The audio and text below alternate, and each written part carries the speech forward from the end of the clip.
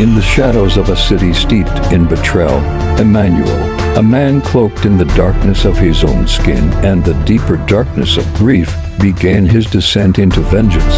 The ghost of his brother Paul was a constant companion, its whispers fueling the fire in his soul. The target of his rage was Peter, a name that tasted like ash in his mouth, the man who had betrayed them both, leaving Paul a cold memory. Emmanuel's first stop was a clandestine storefront, a place where death was sold by the pound. The storekeeper, a man whose eyes held no light, traded in guns and armor. Emmanuel purchased an arsenal, each weapon a promise of retribution. He armed himself, his heart a cold, hard stone in his chest, and set out to hunt Peter. But betrayal is a weed that grows in many gardens. The storekeeper, ever the opportunist, had already placed a call. Peter now knew an intruder, a phantom of his past, was coming. He unleashed his dogs of war, a pack of killers tasked with hunting Emmanuel down before he could get close. The city became a gauntlet.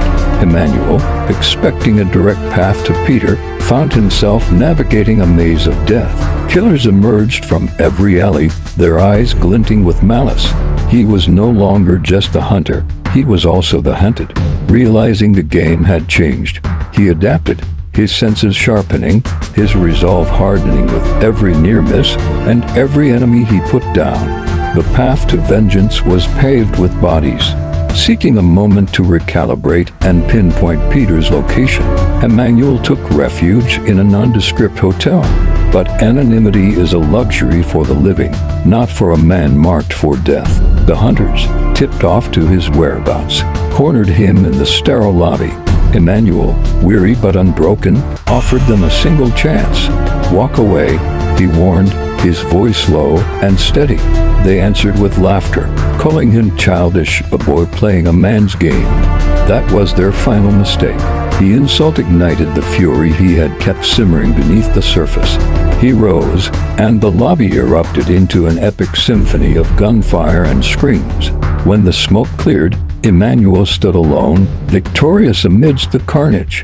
He was bleeding from minor cuts and nursing fresh bruises, but he was alive. A phone began to ring, a jarring sound in the sudden silence. It belonged to one of the fallen killers. The caller a repeater.